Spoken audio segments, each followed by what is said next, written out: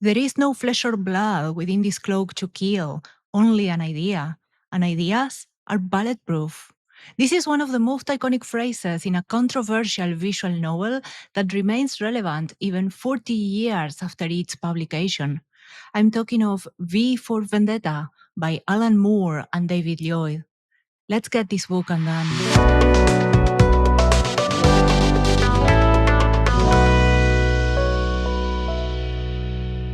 Hello, everyone, and welcome to Books Undone. I'm your host, Livia J. Elliott, and today we are back with a guest talk to discuss one of the most famous visual novels ever created, V for Vendetta by Alan Moore and David Lloyd.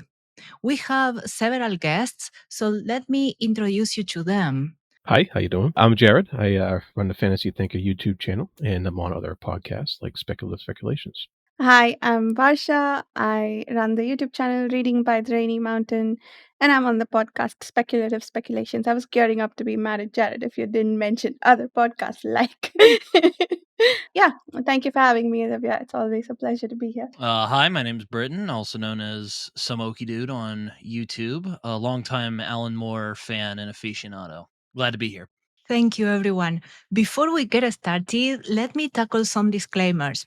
First, since we are discussing the themes and plotline for this visual novel, there will be spoilers in this podcast. Second, V for Vendetta discusses some heavy themes and has a lot of scenes that are not for the faint of heart. We will try to be gentle, but listen with caution. Third and finally, what you will hear is our subjective opinion about this topic and at this particular moment in our lives. You may disagree, and that's fine.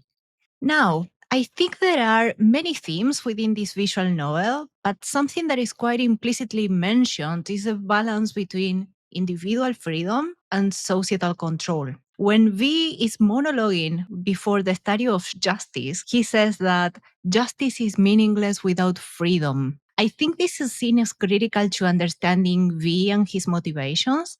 It reveals the corruption of society and his belief that justice, as enacted by the book Leadership, is not actually justice. But I would like to hear your thoughts on this very early scene. I should note, I think this comic is really interesting because he was writing this concurrently with a superhero comic he was doing called Marvel Man or Miracle Man out here in the States. So it's kind of, we see more grow through this story because this is kind of earlier in his career before he really took off. But for the scene in particular, I think it kind of illustrates V's mission because he's not really looking for justice. He just wants to tear down the Norse Fire government. And I don't know if it's necessarily he doesn't care that people are going to get hurt, but he knows people are going to get hurt. And it's just, how do I put it? I guess I am saying he doesn't care, but I don't know if I would go that far. It's more like it's going to happen anyways. It rather happens this way so that there is an acceptable ending, perhaps. You gotta remember that V stands for villain as well. He is actually the villain towards the current lawful government that's in power. So he is an anarchist, he is a revolutionary, and this is early in the book, so it's setting the stage with a bang in order to announce his presence for change. And he talks about anarchy in front of the statue, and he says once he blows it up, he's like, the flames of freedom, how lovely, and anarchy. And so he's in an argument with this symbol of justice. He wants to win that argument. He wants to put his stamp on what's going to happen for the next upcoming year, because this takes place over a year, I believe. He has his argument. He has his place. It's very staged. It's very theatrical, going with his outfit and the lovely angles that David Lloyd gives to all the panels on the page. He makes it's a very stage friendly points of view with all his drawings on those two pages. And so this is his ultimate opening act towards his mission. Pulls it off with a bang, and he's starting his anarchy, and he's showing his villainy at that point to the people in charge, which of course, some people are gonna be like, yay, but it's a very authoritarian government. So, but this starts it right here. I think for me, what was most interesting about that scene was, I guess, the tension between the three concepts that are sort of discussed in that chapter. We start with that love note that what's his name, the head has for fate, like, which later I think it turns out it's the computer. That's followed by a very similar but pretty different conversation that V has with Justice. And I think I'm trying to remember how the conversation with the head has with Fate goes. He talks about how he gives her so much affection, but he doesn't really get much in response. And there's a very similar conversation that V has, that, you know, like, you've been sleeping around with other men, so I get to go pick my new person to love, which happens to be anarchy. I think the tension between those three concepts, and like fate as something that you typically leave things to control your life for you, which is what I guess this government is trying to do, leave things to fate, and every minute thing gets controlled, versus anarchy is about sort of letting go, right? And losing that control and therefore finding freedom that way. And the role of justice in all of this, I think what is interesting to me is that justice is relevant in both cases, except in one case it's basically useless. In the case where everything is controlled for you, justice is also a means of control. Like, quote unquote, justice is a means of control. But when you're free, justice can then mean something. I think it's V's. I like to call it his supervillain monologue, where he basically is explaining what he's going to do. He's basically saying, if I can't attain justice in your way, justice, then I'll do it my way. And that's what he means when he blows it up. Because he's basically blowing up the law idea of justice, and he's a necessary extreme, if you will, to get rid of Northfire, because it's clear in the story that, like, Northfire are really evil and corrupt, and a lot of them deserve to die very painfully. So yeah, it's kind of his supervillain monologue, really. Going back to villain, as what Jared was saying earlier. Oh, you both gave me 2 points to discuss in there. Briton, picking up in what you were saying, there is a historian, political philosopher, Francis Fukuyama, and he often says that there is a point in the stagnation of society in which it can only change and advance due to an extreme change or through violence and conflict. And that reminded me of what you said, that being here is a necessary evil because the society is letting that happen. And that ties up with the whole speech when V takes on TV emission. And he speaks in a way that says that the society or the country were a company, that they actually weren't contributing to it. He's actually pointing out to the stagnation and how society let or allowed all of that to happen. It's kind of a funny scene because it's basically him, like, chewing him out like they're his workers and they're not doing a good enough job. In the movie, I don't want to bring up the movie too much, which it's a bit more poignant in the movie, I'll say. He's more trying to inspire people in the action more than just saying, you threw this away, shame on you. Yeah, but that's the same point. How many times society is to blame for the type of government it puts on itself? Yeah, that's a good point. No, I think you guys got it down right there as far as those points about that scene. I mean, if I can go back to actually like the very first page in the whole book here, because I love how Moore and Lloyd just set things up for us. They really set up the whole story right in the first 2 pages of the whole thing. You open up with that Jordan Tower. It is obviously some sort of an important building that's going to come into play later.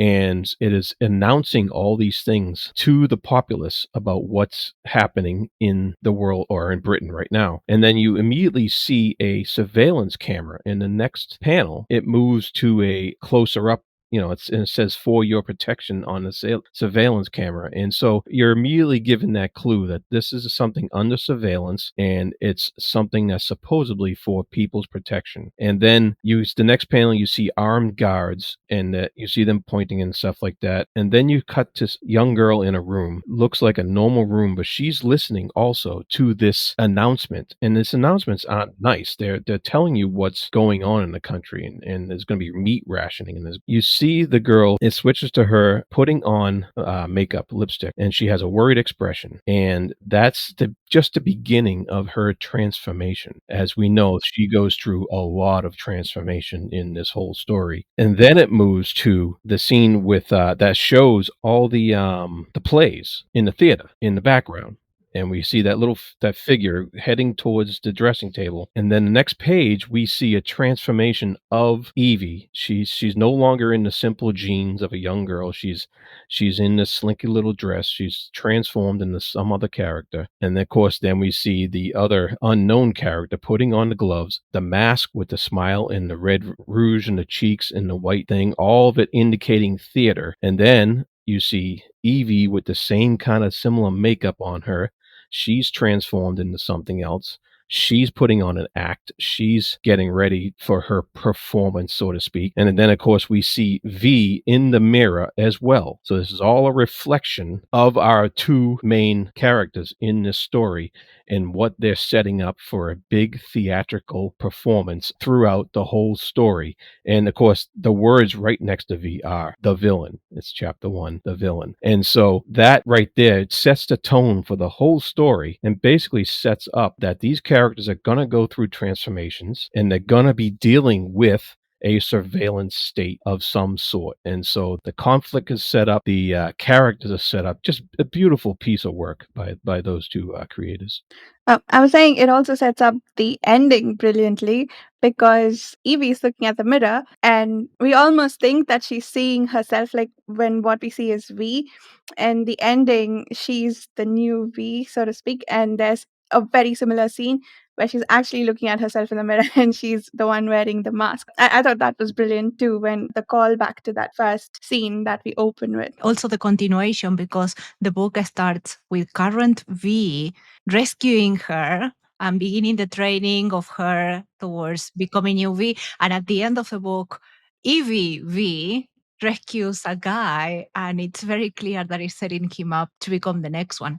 It's kind of he does a similar thing later where he's standing on a roof and he's talking about away with our bombers, away with our, we don't need that for this new world, which is, there's very few moments where V just kind of reflects on what's going on. So it's kind of like a Shakespearean soliloquy in that way. And I think it's, once again, I think it's foreshadowing, because in the other monologue that he has on the roof where he's talking about away with our bombers, away with our bastards, he's basically acknowledging I can't be here when this is over. And that kind of leads me to a theory. I think when he began this, I don't think he was going to get out of there alive. Even if he succeeded, if he survived and succeeded, I don't think he was going to get out of there alive. I think he was definitely planning on either taking himself out in a blaze of glory or pretty much what happened in the books. Just, someone gets the jump on him and kills him. But yeah, I think it's kind of, I don't know if I'd say it's foreshadowing, but it kind of rhymes with that later sequence in the book. There is a lot of implied references, like the one we were discussing with the beginning and the end,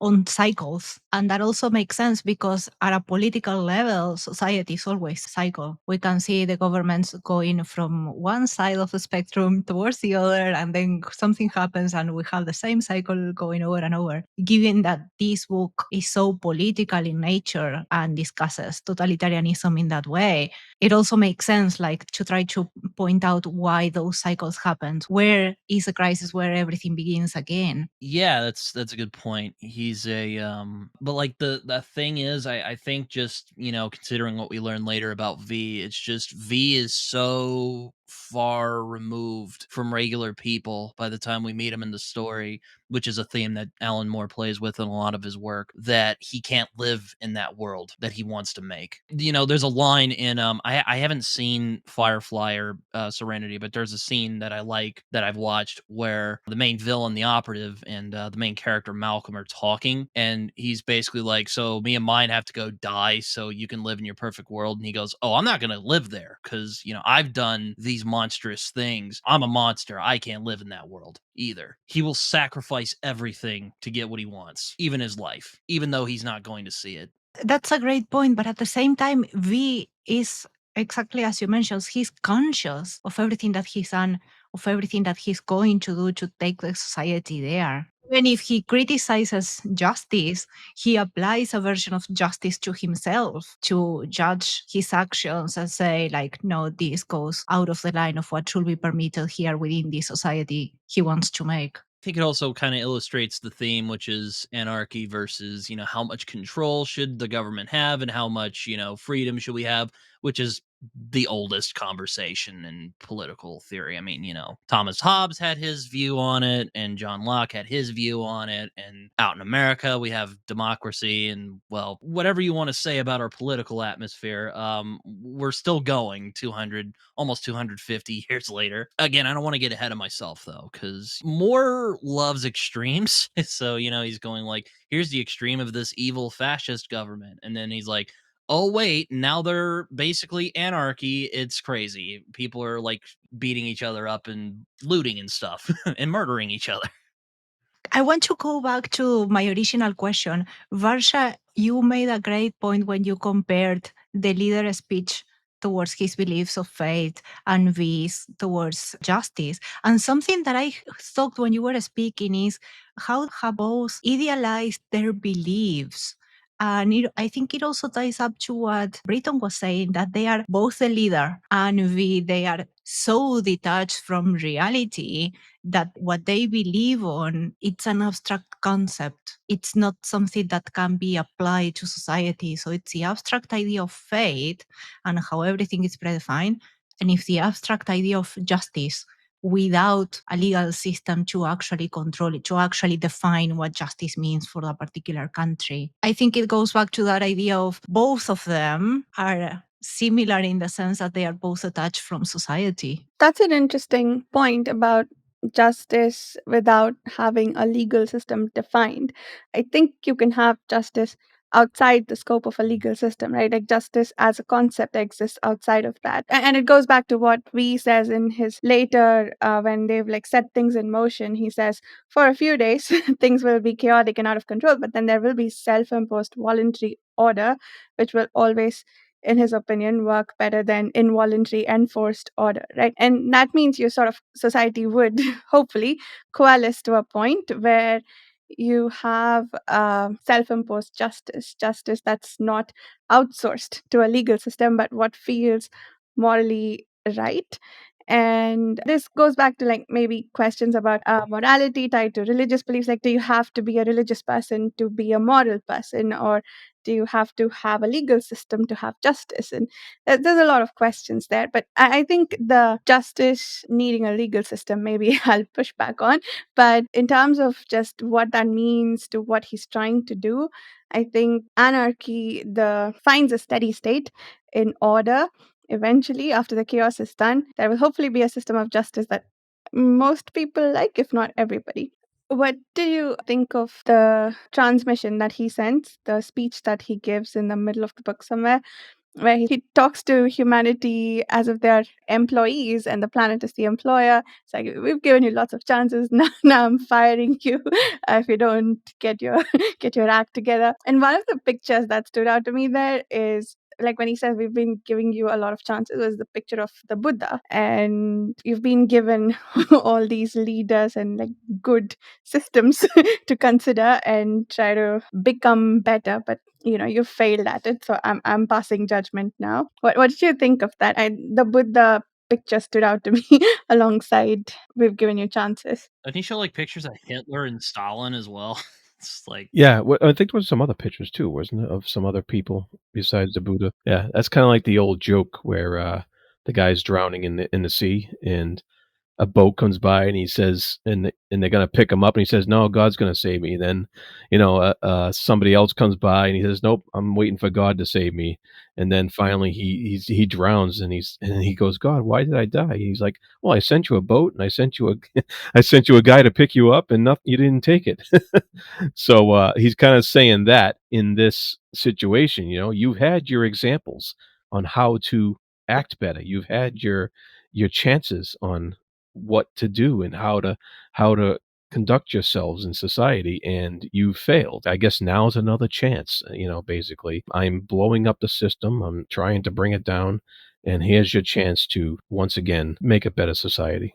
I think he's angry. He's like, You guys let this happen. Except he does it in a very passive aggressive, condescending way that like a boss would tell you. He's not like just yelling at them. He's trying to plant an idea in their head, if you will. So the illustrations that I'm seeing, first we have the moon landing when he's talking about, don't think I have forgotten about your outstanding service record or about all the invaluable contributions that you have made to this company. So that's the advancement on science and technology, the part of knowledge that we have here. Everything people do. I think Jarrod is right, because then we have a new way of thinking when we have the Buddha there. We have the next image is actually people running against a tank. So like they are trying to stop the tank and make a stance.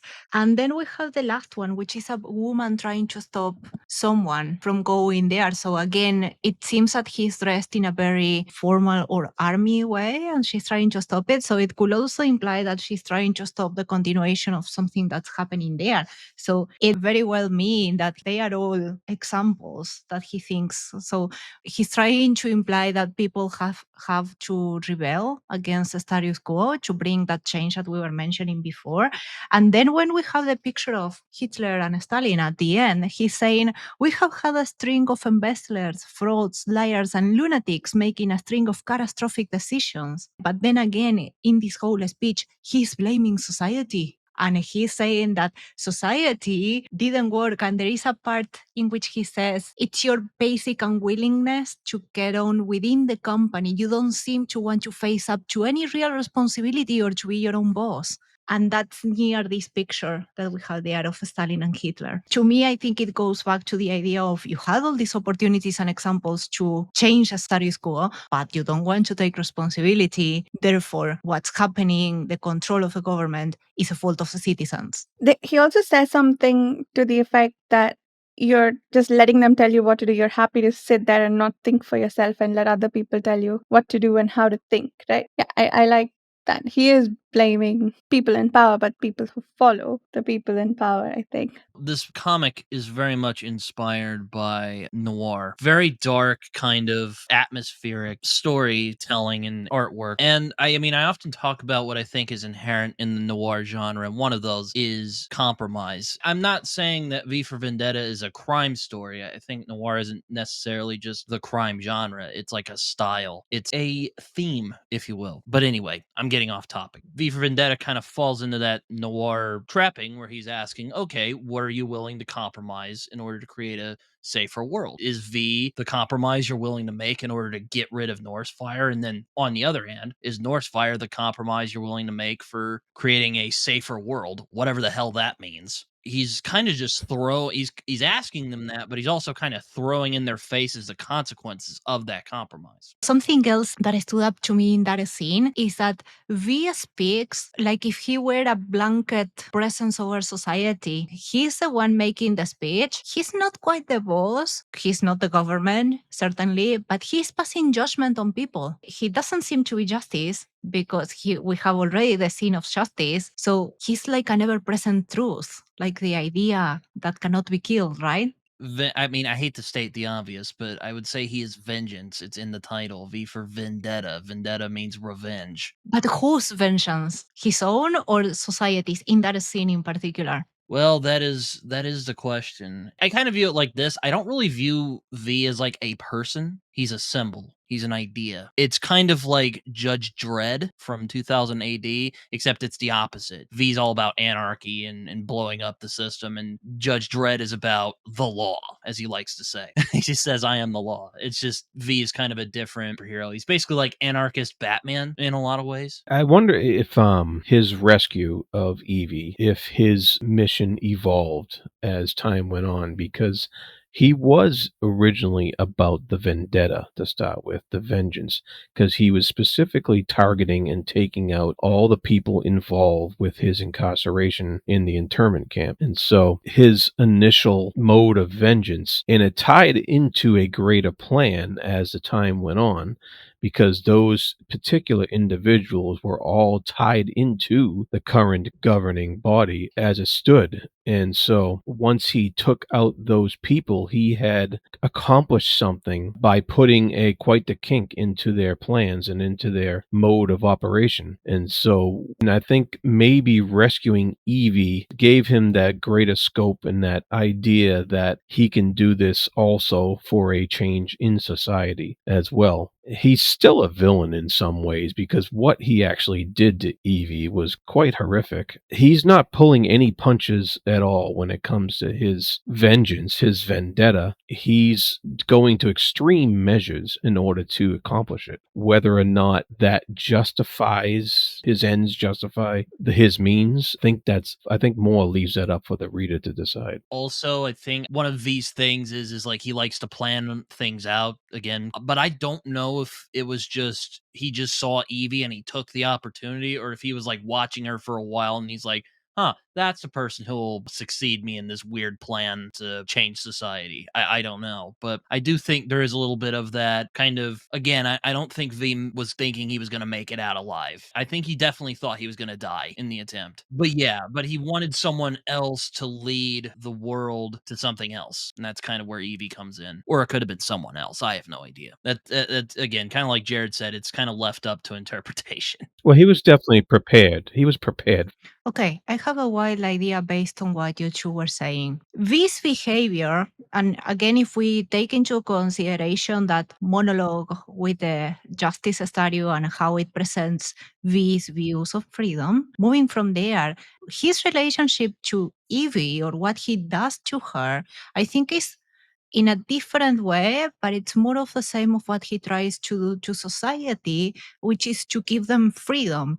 But then we have what's freedom and how it applies on both cases. We have the freedom to and the freedom from. So freedom to will be to act as one pleases, perhaps within those frameworks of self-imposed behavior that V tends to mention a lot of times. And that also references, I think it was the second part of the book, The Land of Do As You Please. So that's the freedom to do as you please, basically. And we see what happens in there in that part. However, freedom from, it's not necessarily freedom from the government, which we can understand it as so if we consider that he is discussing anarchy or favoring anarchy. But freedom from, it's also freedom from ignorance, from biases, but the control of our mind. We are controlled by the prejudices a society imposed on us, which is a bit more intangible than a particular government. At the end of the day, what he tries to do to Evie is to free her from her biases. He is applying or doing a lot of things to free her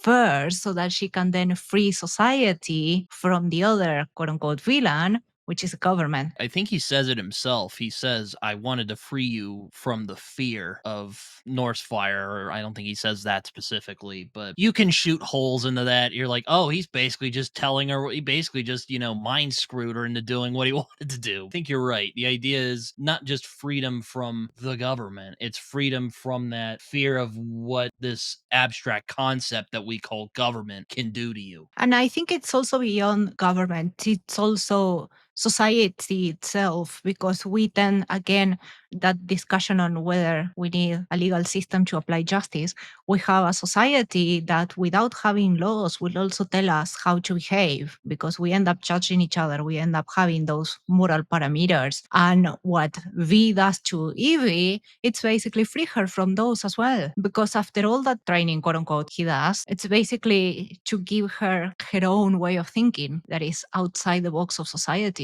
Yeah, it sounds kind of Nietzschean how you're explaining it a little bit. Yeah, and that could be a horrible journey to break down everything you know and break down everything you have and rid yourself of all sense of comfort and all sense of belonging, to be that free that you can actually think any way you want, because everybody's conditioned from birth to be brought up in a certain way, and have to go through the process of breaking all that down is a very, very painful process. What he did to her, the only issue with it, what makes him a villain in this case, is he didn't ask her. She didn't volunteer to go through this process. He just did it. And she may be free later. She may even thank him later. But there is a huge gray area there that is really makes you like sit back and wonder.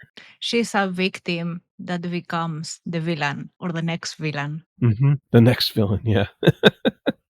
No, I mean, I think she's more human than V. Because, if I could compare V to another Moore character, Rorschach, who's in his comic Watchmen, very similarly, those characters, the only thing they know how to do is destroy and tear down. They don't know how to build something, which is again why I think he kind of props her up for the role of successor, because she knows that she still has that kind of basic humanity where she can guide them to a better world. Well, he can't, because the only thing he can do is tear down and destroy. Yeah, that's a great point, Britton. She has the freedom to do that after what she went through. And I think he's trying to do the same thing to society. He's trying to also break down certain ideas and certain things in order to give society the freedom to be able to rebuild. That is a much bigger task than just one person, and that's why he needs the help to continue on. And then Evie kidnaps the cop at the end. But it's also the task that Evie has. I think it's also more difficult. It's always easier to tear down than to build up. And she has to build up a society that has lost its way, that led itself to be controlled. Very, very true. Yeah, it's like Life of Brian, where he tries to yell at the crowd, "You're all individuals," and they just shout it back at him. Yeah, that's very true. And he's just like, "Oh, good lord, this is not what I'm trying to." Ugh. Yeah, and then we also got to remember that V also went through his own reconditioning with what he went through in the concentration camp there. It's not something he's unfamiliar with. It kind of goes back to why I don't think the question of who is V, it doesn't really matter, because it's like who V is, it doesn't matter. What matters is what he wants. What matters is what he symbolizes. And that's kind of what matters is what idea does he represent, to kind of use the language of the book. That's a great point because it also ties up to Evie, as Jarrod said, having some freedom to do different, even if the principles are the same, because that also happens to ideas. Ideas, once they appear in society, they don't endure endlessly unchanged. Ideas keep evolving as a society evolves. So if we look at what freedom was during, I don't know, the Roman Empire, it's not the same as what freedom was during 1700s or something or now. So we have also that idea of it's a mask, it's the outfit. There is only idea under this cloak and it keeps evolving because we have the next person in there. Yeah, I like what you said about ideas evolving. And he does say that the mask and the cloak are the idea, right? It doesn't matter what the person is. That idea in and of itself evolves, but also what ideas apply to making society, that can also evolve. So an idea that applies now may not apply at another time. There is also scope for removing the necessity of a villain like that eventually. Yeah, also the way V goes out's kind of mundane as well. Like he just gets shot by the cop, and then he says the iconic line, "Ideas are bulletproof," as like a bizarre flex, I guess. He's just like, "Ideas are bulletproof. See you later," and he does like the whole hat tip. And then the cop sees like blood on in the water, and he's like, "Yes, I've got him!" It's just like, He had time to make it all the way back home. yeah, pretty much. It's kind of silly, but I mean, that's not to take away from the book, of course. He what a funeral he got though. A Viking funeral, haha. A Viking funeral on a train. That's pretty cool. It was implied that there was a curfew, and so there weren't any actual people in the buildings that he blew up throughout the course of the book, right? I don't think so. I don't remember that. It's been a while since I last read V for Vendetta.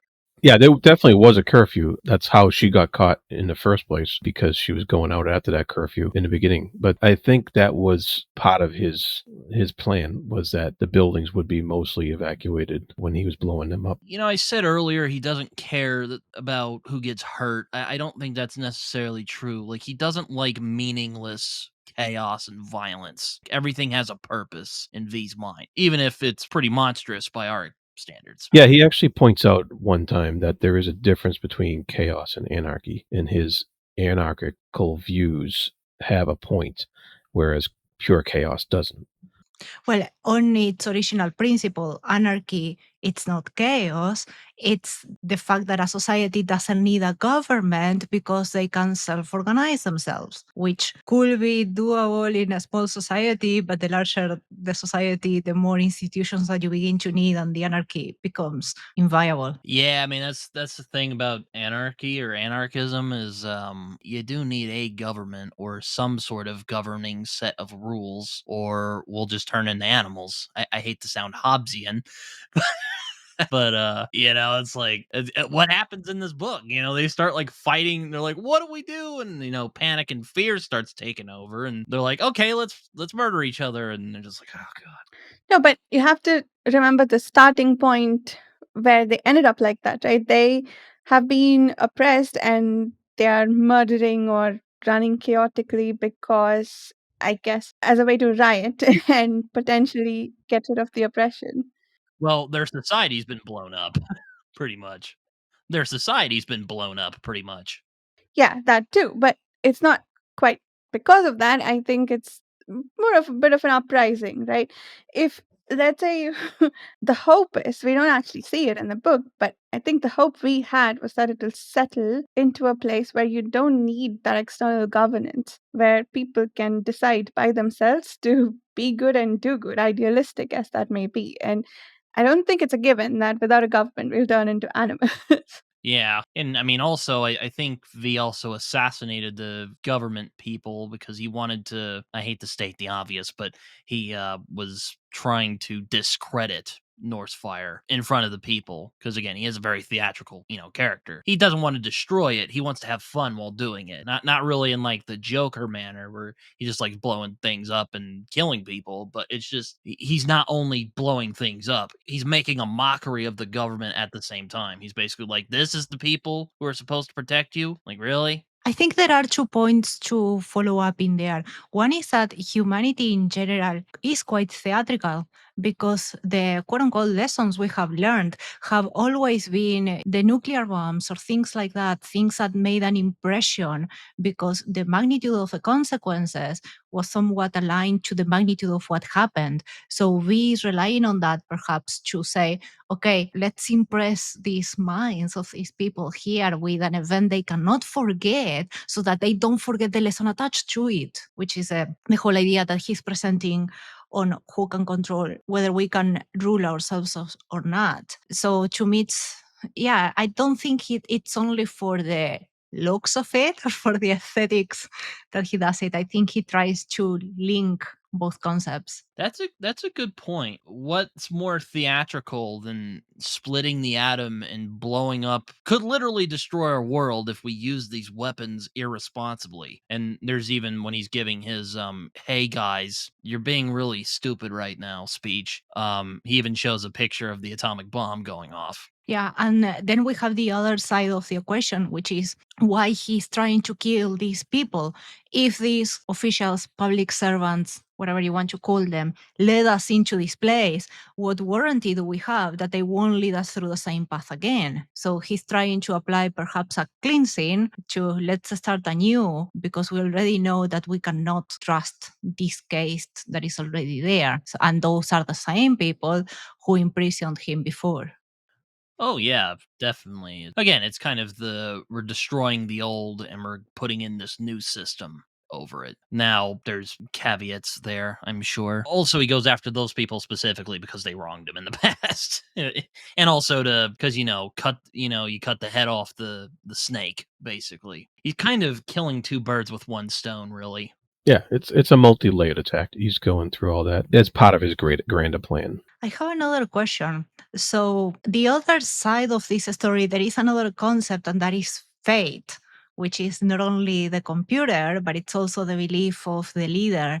And what do you think is the role of the media in this story? Because there is a lot going on between media and Fate. We have the quote unquote Voice of Fate, which is the name of a program that puts up the news, and it's always broadcasted at the same hour with the same voice. The whole point of that, which is made explicit at the start of the book before V targets the guy and kills him, is that they try to provide a fake sense of immutability and stability. And at the same time, they try to embody Fate into that voice in that time or place that they always transmit, which in reality it shows a leader's computer, right? And it's collecting data from every phone, camera, TV, everything, and extrapolating that to try to predict what people will do. So it's taking the control of society to the nth degree.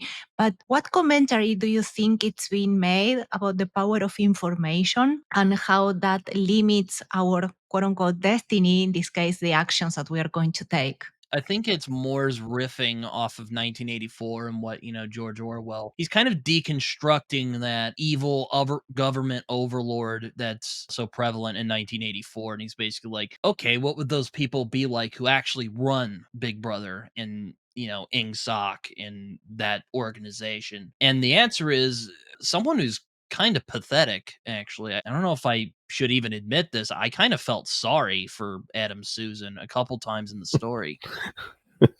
Well, he's just part of the machine as well. I mean, there's no secret that Alan Moore wore his politics on his sleeve. This was caricature of the government in here is a direct response to Margaret Thatcher being the Prime Minister of England during the times. He was worried that Britain was actually going towards a 1984 type state. And so he was definitely riffing on that in this book. I think he even listed it as an inspiration. I would be shocked if he didn't. Yeah, no, it definitely is, yeah. But at the same time, I think that the focus of 1984 and V are different.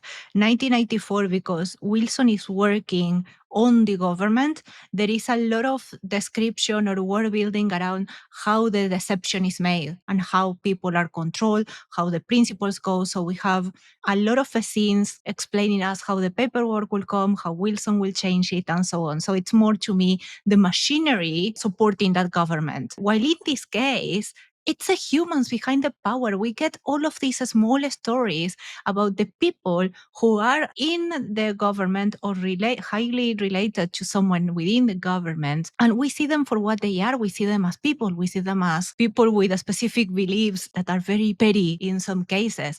And I think that quote unquote humanization of the government machinery is made a bit more clear with regards to how the divisions within the government are named. We have the nose, the eyes, the fingers. So it's part of a human body. It's like the government, it's an entity on its own, and it's just the sum of the people that is handling them. I think it's kind of that idea of once you know who the monster is, you don't fear it anymore. I kind of took it as that. Because, in 1984, the government's like this big boogeyman hiding under your bed, even, or just watching your bed. I don't know. Because Big Brother's always watching in 1984. Well, in this case, the leader is always watching because he has Fate and he's always looking at the screens of Fate. Like most of the pictures of the leader, he's always looking at the screens, so always watching the people. I think it's also that reversal that in the other one, we never see Big Brother.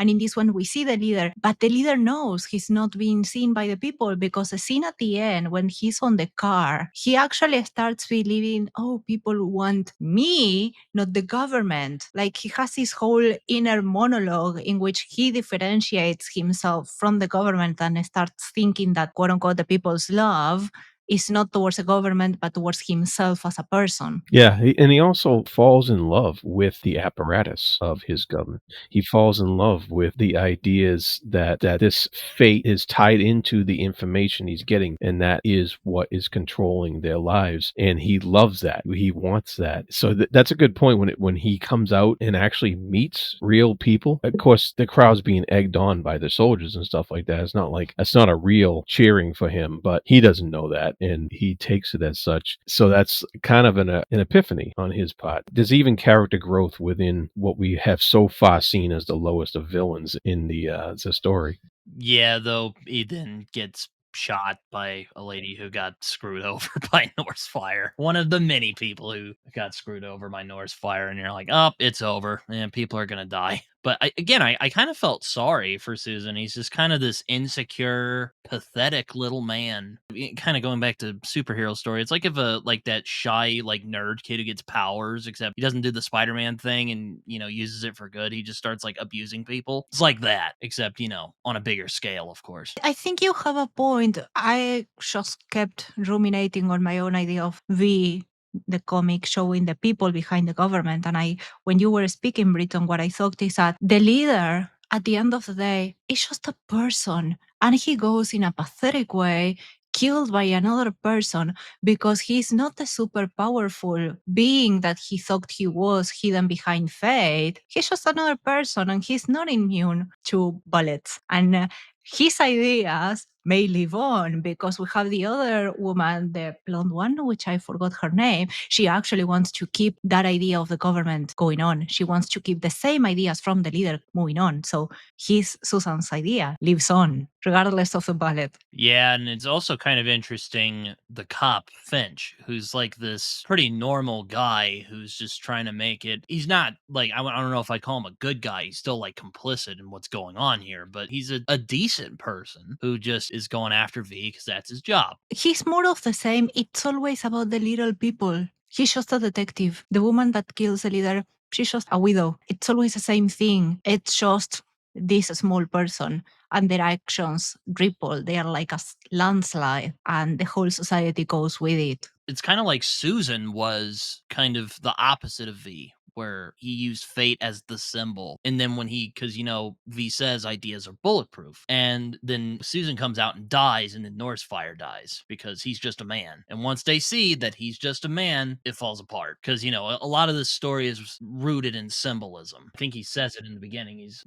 She asks him, okay, so you're doing this by blowing up buildings? And he's like, well, these buildings are symbols, They're symbols of the power of the. Susan says something similar. He's bitching out the one dude whose widow later kills him. And he's like, he's blowing up all these symbols of the government. You can't be doing that, which, I'll admit, that's one of the weaker parts of the story. I love Moore a lot, but I'm not a huge fan of when the story goes, here's what the themes are, Another important point, and perhaps a theme within the story, are the masks, especially given that V says there is no flesh or blood within this cloak to kill, there is only an idea.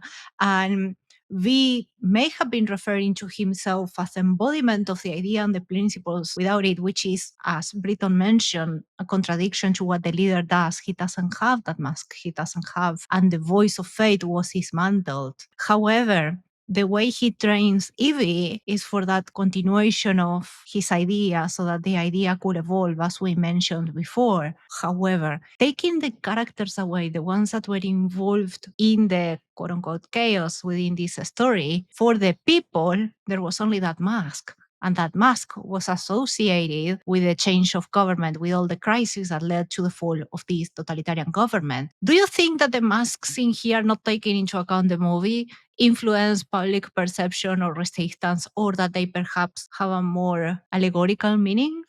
Like we said about the very beginning, the masks are there to put on a different persona, to grow into a different persona, to show the world something that is not you. So he's using the V mask as a symbol to the world to show that this is the face of change. This is the face of anarchy. Just in the same way that Evie was originally putting on the makeup to show her own change.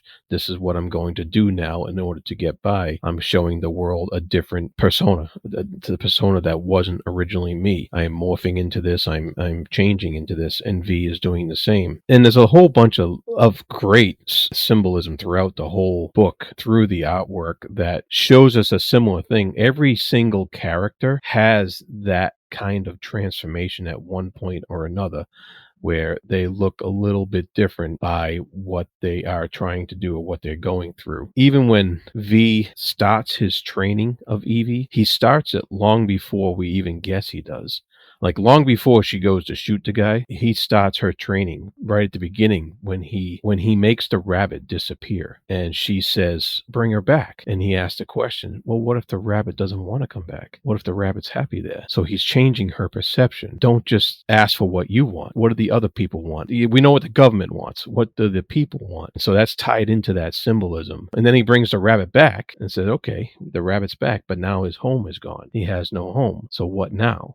So he bringing up these questions through that symbolism, through that magic trick of theater. And this theater is the main thing. So there's all kinds of symbolism like that throughout the whole book.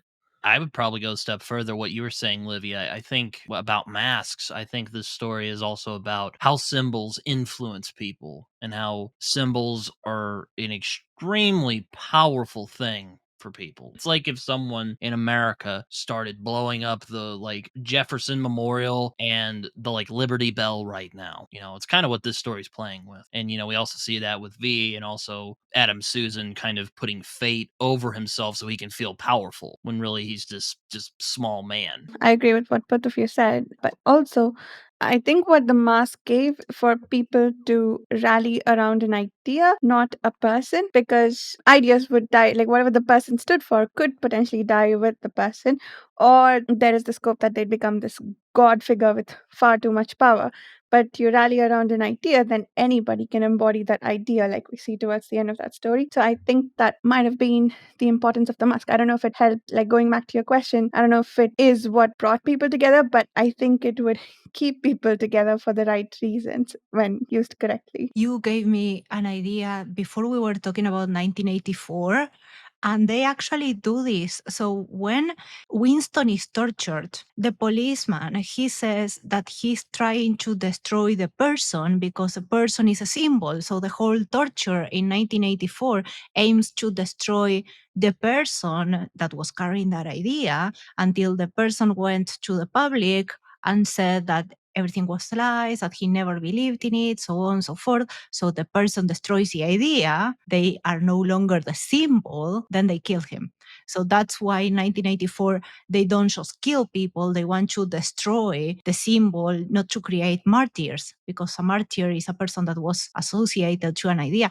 And in here, it's like we learned from that, or that concept. And as you said, Varsha, he put on the mask so that the mask will ensure that the idea lived on, that the assassination of any person will never mean that the idea died because the idea was a mask.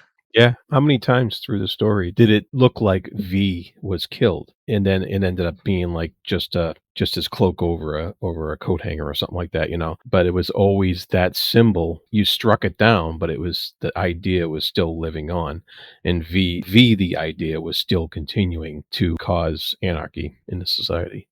And V as well, even before Evie V, the original V, he also changes whenever the mask is there and the cloak and we have a fake death scene. What happens after is a slight change within the idea of V. I guess I should also go back to the ideas of justice. Finch is going after V, and sure, V might be justified because this government is awful, but Finch kind of believes that, like, look, he's still breaking the law. We got to stop him. I don't want to say he doesn't stop him. I mean, he kills him, but he already succeeded. He doesn't stop the idea, and V is just one iteration of the idea. Though again, he's just kind of like, yes, I got him. Like it's like, dude, it's too late. Like what did you guys think of the ending? I like the ending on the comic far more than the one in the movie because I had seen the movie first. I think that the change in Ivy that we have in the comic is so much more powerful and meaningful than what we get in the movie, because in the movie she somehow retains her identity. She never steps into the mask. But in here, we have her putting on the mask, going and rousing the people, then rescuing this guy and beginning the cycle again, because the society again is going to fall in the cycle. To me, it was super powerful, that concept. There's that sense of uncertainty at the end where it's like, okay, the evil government's gone. Now what? Sure, Evie's running around and she's like, rumors of my death were greatly exaggerated. But, it's just kind of what now? Which is a ending that more specializes in if you read more of his work. But I think it's an ending that says the struggle goes on, that things are one part of what he was trying to accomplish was accomplished. He incited change at a certain level. It's not going to be a change that's permanent in any way, but that's going to require the growth of society in order to make that change effective. When he affected so many people in a certain way, there is a certain growth that he's hoping to accomplish there within the the collective psyche of the people. That's kind of symbolized by Evie rescuing that guy and by the detective at the end denying, I forget the woman's name, the one who was saying wanted him to rescue her or whatever so that they could take over or whatever, and he denied her. He denied that lure of power. That was the growth that V was fighting for. So that's to me is a pretty satisfactory ending. Yeah, as all good stories really should. Oh no, I'm not saying it's unsatisfactory. It's just kind of it leaves you pondering what's going to happen next. Yeah, I really enjoyed the ending. I loved the fact that it mirrored the beginning. I think we already talked about that. And I like the uncertainty in the end. Reminded me a little bit of Rejoice. It could go anywhere from here. You've been given your chance and now the ball's in your court. That kind of feeling. You can imagine where the society could go. You can imagine it a few decades in the future. I think they talk about turn of the century. Oh, that's because it's 98. But I really liked the open-endedness of the ending, that it could go anywhere from here. It could repeat itself in that endless cycle that we've already talked about, or maybe there's a chance for something better. I liked your comparison with Rejoice. I think it goes to what Britton was asking. What now? It's up to the society. That's the ending. Up to the society. It's kind of a staple in a lot of his work as you kind of go on, because Watchmen kind of ends on a what's going to happen next. He likes that ending, I guess. I think it's a most powerful type of ending because it's up to the reader. And in that case, kind of like the reader was the society that is presented within V.